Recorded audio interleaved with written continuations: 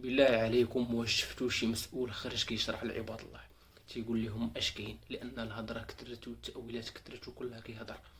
لا حول ولا قوه الا بالله العلي العظيم. المغاربه عاوتاني هذا الصباح فاقوا على خبر مؤلم، خبر مؤسف. شباب مغاربه في مقتبل العمر يهربون من البلد الحبيب. ولا حول ولا قوه الا بالله العلي العظيم.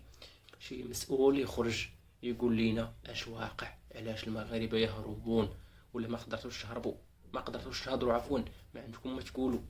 كتخرجوا تهضروا نتوما الا بغيتوا تعقدوا المؤتمر الحزبي ديالكم، يعني بحال دايرين لينا مؤتمر ديال النازا، كتهضروا الى شي حاجه في المصلحه ديالكم، تكذبوا على المواطن. درنا وفعلنا سنوات وانتم ناعسين تماك ما كديروا حتى وزه.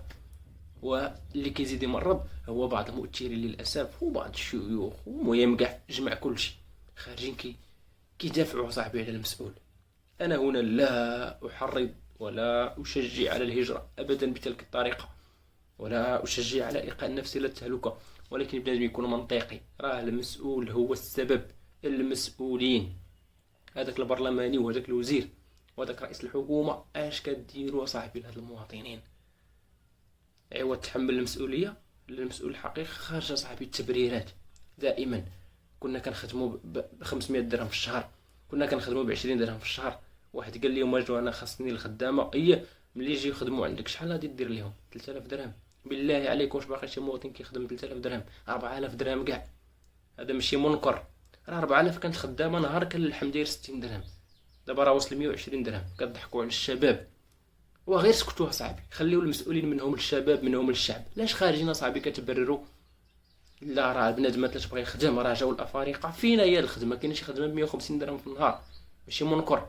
واحد عنده وليدات كايري صاحبي ب 60000 وكيخدم ب 150 درهم في النهار.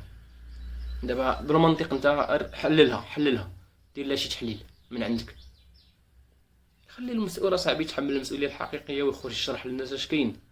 انت دير راسك زعما مسؤول، انت دير راسك تحب الوطن اكثر من الناس. راه كاع تنبغيو هاد البلاد، داكشي اش كنهضروا به حرقه.